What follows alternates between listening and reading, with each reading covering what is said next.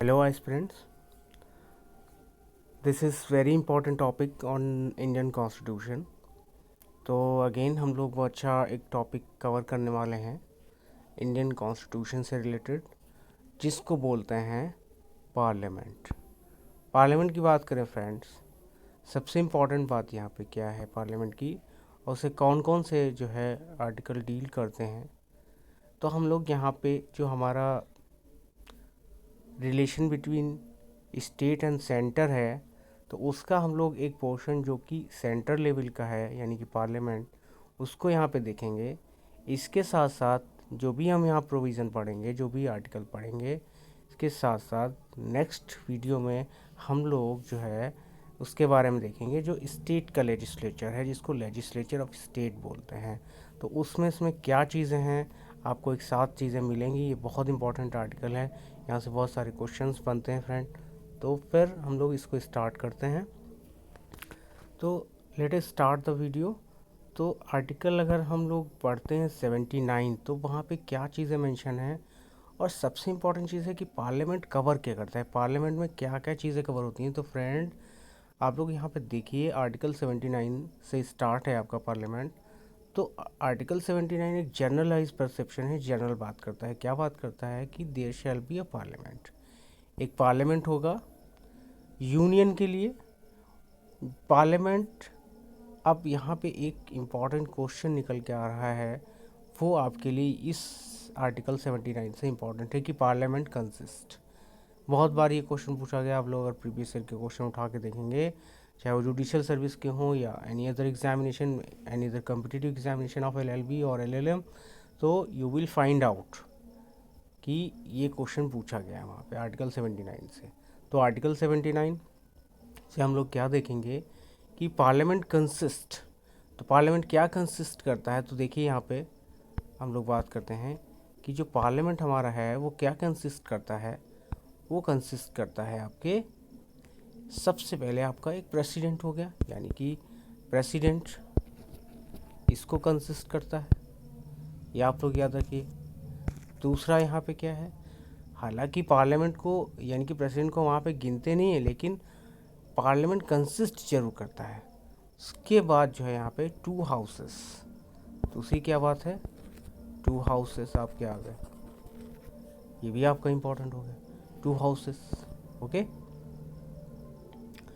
अगर to houses की बात करें, वो कौन से टू हाउसेस हैं, तो यानी कि काउंसिल ऑफ स्टेट की अगर हम लोग बात करें, एक तो आपका काउंसिल ऑफ स्टेट है, ये आपका अपर हाउस बोलते हैं या इसको राज्यसभा भी कहते हैं, और एक आपका हाउस ऑफ द पीपल यानी कि लोअर हाउस भी कहते हैं, या फिर जो है उसको लोकसभा भी कहते हैं। ठीक है, तो ये आपके जो है क्या है, कंसिस्ट करता है पार्लियामेंट। तो इतना ही हमको यहाँ पे याद रखना है, और इतना ही दिया हुआ है, सारी चीज़ दी हुई है यहाँ पे, तो ये आप लोगों को याद रखना है।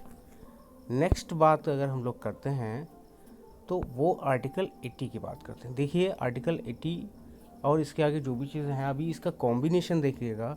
जब आपका स्टेट लेजिस्लेचर पढ़ेंगे तो वहाँ पे कुछ आर्टिकल बीच के जो है ऊपर नीचे हो सकते हैं, लेकिन लगभग आर्टिकल जो है लैंग्वेज भी सिमिलर आपको नज़र आएगी, और आर्टिकल भी लगभग सेम जैसा होगा, आसपास ही होगा। तो आर्टिकल 80 की अगर हम लोग बात करें, तो वो बात करता है आपका काउंसिल ऑफ स्टेट, यानी कि ये बात करता है कंपोजिशन। याद रखिएगा फ्रेंड, कंपोजिशन किसका, राज्यसभा का। याद रखिए यहाँ पे लोअर अपर हाउस को पहले दिया गया है। अगर हम लोग स्टेट लेजिस्लेचर की बात करें, तो वहाँ पे सबसे पहले फ्रेंड किसकी बात की गई है, वहाँ पे सबसे पहले जो है असेंबली यानी कि लोअर हाउस पहले आया है। तो ये ज़्यादातर यहाँ पे क्वेश्चन मिसमैच करके आता है, तो लोग अक्सर कंफ्यूज होते हैं, क्योंकि यहाँ पे ये चीज़ याद रखने वाली है कि यहाँ पे 80 में जो है सबसे पहले काउंसिल ऑफ स्टेट की कंपोजिशन की बात की गई है, लेकिन जब हम उसकी बात करेंगे स्टेट लेजिस्लेचर में, तो वहाँ पे लेजिस्लेटिव असेंबली की पहले बात की गई है, फिर लेजिस्लेटिव काउंसिल की बात की गई। तो ये आप लोग याद रखिएगा, यानी कि वहाँ पे लोअर हाउस पहले आया है, यहाँ पे अपर हाउस पहले आया है। तो बात कर लेते हैं काउंसिल ऑफ स्टेट यानी कि राज्यसभा जो है वो किसकी कंपोजिशन की अगर बात करें, तो वहाँ पे कितने उसकी कंसिस्टेंसी किससे कंपोज होती है, कितने कंसिस्ट करती है। तो यहाँ पे आपको याद रखना है सबसे पहले 12 तो आपके नॉमिनेटेड हो गए। बहुत ध्यान से समझिएगा, ये नंबरिंग जो है अक्सर दिमाग से निकल जाती है, इसलिए इसको बहुत ध्यान से समझिएगा। सबसे पहले क्या है हम लोग बात करें तो वो है कि एक तो आपके काउंसिल ऑफ स्टेट में क्या होता है, एक तो आपके 12 हो गए जो कि नॉमिनेटेड होते हैं, ये आपके नॉमिनेटेड होते हैं किसके द्वारा, प्रेसिडेंट करता है। तो 12, अब मैं इसको सीक्वेंस में लिखूं अगर तो यहाँ पे क्या है, एक तो कंसिस्ट करते हैं राज्यसभा, जो आपका RS समझ जाइएगा, राज्यसभा कंसिस्ट करती है एक तो आपके 12 मेंबर जो कि बाई प्रेसिडेंट के द्वारा होते हैं, अपॉइंट नॉमिनेट होते हैं, ये भी याद रखिएगा, इलेक्ट नहीं होते हैं, ये होते हैं नॉमिनेट। ओके, ये नॉमिनेट होते हैं। तो नॉमिनेट की बात करते हैं हम लोग, अगर ये नॉमिनेट होते हैं तो यहाँ पे एक इम्पॉर्टेंट चीज़ क्या है फ्रेंड, तो और क्या इसमें कंसिस्ट करता है, एक तो 12 ये नॉमिनेटेड है, नॉमिनेटेड वर्ड याद रखिए, इलेक्टेड पूछ लेता है कन्फ्यूज़न करने के लिए कि वो इलेक्टेड होते हैं, चूज़ किए जाते हैं या नॉमिनेट होते हैं, तो याद रखिएगा प्रेसिडेंट के द्वारा नॉमिनेट होते हैं 12। फिर कह रहा है कि नॉट मोर देन, याद देखिएगा 100 200 यानी कि 238, ये 238, तो इसमें से 12 आप अगर 8 करेंगे तो कितने हो जाएंगे, 250 हो जाएंगे ये आपके।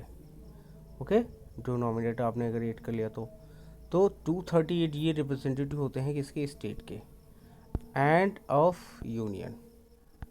ठीक है, ये भी याद रखिएगा, एंड ऑफ यूटी, यूनियन मतलब यूटी है, यूटी के और रिप्रेजेंटेटिव ऑफ स्टेट के होता है। अब यही इसमें इंपॉर्टेंट बात थी। तो एलोकेशन ऑफ सीट्स की अगर बात करें, एलोकेशन ऑफ सीट्स जो होती है, अगर ये क्वेश्चन पूछा जाता है कि एलोकेशन ऑफ सीट्स कहाँ पे दिया गया है, तो वो 4th शेड्यूल में। ये दूसरा इंपॉर्टेंट पॉइंट आपके लिए बन गया कि एलोकेशन ऑफ सीट्स का जो है कहाँ किस शेड्यूल में दिया गया है, तो आपका 4th शेड्यूल है। ये शेड्यूल भी आप लोगों को याद रखना है, 4th शेड्यूल में क्या दिया है, एलोकेशन ऑफ सीट्स। ठीक है, इसके बेस पे एलोकेशन ऑफ सीट्स होती हैं 4th शेड्यूल को देख करके। तो कंसिस्टेंसी आपको पता चल गई, यानी कि आपको स्ट्रेंथ कितनी पता चली, 250 जो है ये राज्यसभा की स्ट्रेंथ होती है, इसमें आपको पता चल गया कि 12 इसमें नॉमिनेटर होते हैं और 238 जो है रिप्रेजेंटेटिव किसके होते हैं, स्टेट और यूनियन टेरिटरी के। ये आप लोग याद रखिएगा, जो रिप्रेजेंटेटिव होते हैं। ओके, अब बात कर लेते हैं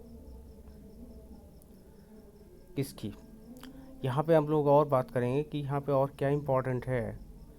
तो वो जो 12 नॉमिनेटेड होते हैं उनके लिए जो एक्सपीरियंस होना चाहिए, वो प्रैक्टिकल एक्सपीरियंस रखते हो या स्पेशल नॉलेज हो, तो उनमें एक चीज़ याद रखें, एक लिटरेचर है, साइंस है, आर्ट है, सोशल सर्विस है, ये आप लोग याद रखिएगा। इस बार एक और बढ़ी है वो लीगल, जिसमें जो है आपको याद होगा रंजन गोगोई जस्टिस हैं, उनको अपॉइंट किया गया है, तो आप लोग ये भी याद रखिएगा। ठीक है, ये इम्पोर्टेंट बात है। और रिप्रेजेंटेटिव जो होता है उसको एक ही वोट करने का पावर है, सिंगल वोट वो करेगा वोट रिप्रेजेंटेशन के हिसाब से। तो ये हो गया आपका कंपोजिशन, यानी कि कंपोजिशन ऑफ राज्यसभा। अगली बात हम लोग करते हैं, अगला नेक्स्ट जो है, अगर हम लोग बात करें आर्टिकल की, तो नेक्स्ट आर्टिकल आपका कौन सा पड़ जाता है फ्रेंड्स, वो आपका पड़ जाता है 81, जहाँ पे कंपोजिशन ऑफ जो है इसका दिया हुआ है लोकसभा का, यानी कि हाउस ऑफ द पीपल का। तो अब हम लोग 81 में किसकी बात करेंगे, कंपोजिशन जो है किसकी बात करेंगे, कंपोजिशन ऑफ किसकी, लोकसभा। ओके, लोकसभा की बात करेंगे, तो कंपोजिशन ऑफ लोकसभा यहाँ पे आ गया। अब देखिएगा यहाँ पे क्या कंपोजिशन, वही कंसिस्टेंसी है, कितने मेंबर होने चाहिए क्या है, तो वो आप एक रूल है, तो ये याद रखिएगा। तो सबसे पहले यहाँ पे क्या बात कर रहा है कि नॉट मोर देन 530 मेंबर, यानी कि 530 530 मेंबर्स चूज़, ये चूज़ किए जाते हैं किसके द्वारा, डायरेक्ट इलेक्शन के द्वारा, फ्रॉम टेरिटोरियल कंस्टिट्यूएंसी जो होती हैं, छोटी छोटी टेरिटरीज हमारे जो जनरल इलेक्शन होते हैं, लोकसभा इलेक्शन, वो इस यही के बोले जाते हैं। तो इसमें 530 ये चुन के आते हैं, ये आप लोग याद रखिएगा, 530 ये इलेक्टेड होता है। ठीक है, तो इसकी स्ट्रेंथ इतनी हुई। फिर कह रहा है कि जो 20 मेंबर्स होते हैं दो से, यानी कि अभी 30 हो गए और ये जोड़ोगे तो हो गए, ये हो जाएंगे ये 50, 350, सॉरी 550, 350, 250 बता रहा हूँ। यहाँ पे याद रखिएगा आप लोग, ये आपके कितने हैं 550 हो जाएंगे आपको, जब आप 20 जो है रिप्रेजेंटेटिव भी जोड़ेंगे उसमें। तो इलेक्टेड के अलावा अब इसमें क्या होता है, इसमें जो है 20 मेंबर्स टू रिप्रेजेंट यूटी, जो रिप्रेजेंट करते हैं वो चूज़ किए जाते हैं। इन सच ए मैनर पार्लियामेंट में भी बाई लॉ प्रोवाइडेड, तो चूज़ किए जाते हैं।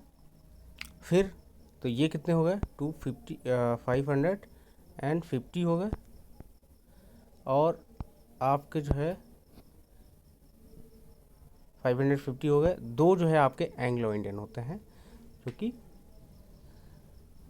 नॉमिनेटेड होते हैं किसके द्वारा, राष्ट्रपति के द्वारा। ये भी आप लोग याद रखिएगा।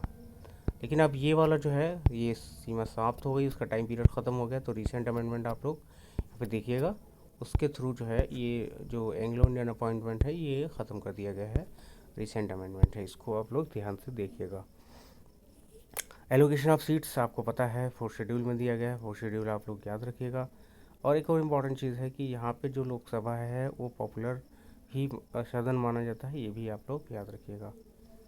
अगली बात कर लेते हैं, तो ये यहाँ पे हो गया आपका आर्टिकल 81 भी आपका कवर हो गया, 80 कवर हो गया, 81 कवर हो गया, 79 कवर हो गया। ये 3 आर्टिकल हमने यहाँ पे कवर कर लिए हैं बहुत अच्छे से, उससे कुछ ज़रूरत नहीं है ज़्यादा। और डिफरेंस में जब पूरा ख़त्म हो जाएगा तो मैं difference between Rajya Sabha and Lok Sabha भी करा दूंगा, तो आपका थोड़ा सा और अच्छे से क्लियर हो जाए। 82 की बात करते हैं, तो सिर्फ यहाँ पे आपको क्या टर्म याद रखना है, क्या याद रखना है, on the completion of each, यहाँ पे सेंसस की बात की गई है। किसकी बात की गई है, सेंसस, बस इतना याद रखना है। सेंसस बात की गई, यहाँ से और कोई क्वेश्चन नहीं बनता है, तो सेंसस आपको याद रखना है फ्रेंड्स, याद रखिएगा सेंसस। नेक्स्ट बात करते हैं आर्टिकल, इस आर्टिकल की आर्टिकल यहाँ पे था एक आर्टिकल छोटा सा है, आर्टिकल 83। तो duration of house of parliament, उसमें 83 में बात की गई duration of house of parliament, तो इसको हम लोग नेक्स्ट क्लास में देखेंगे। आज के लिए इतना काफ़ी है फ्रेंड। तो आप लोग इस वीडियो को ज़रूर देखिएगा, और अगर अच्छा लगे तो लाइक एंड शेयर कर दीजिएगा और सब्सक्राइब कर लीजिएगा चैनल को। Thank you for watching this video.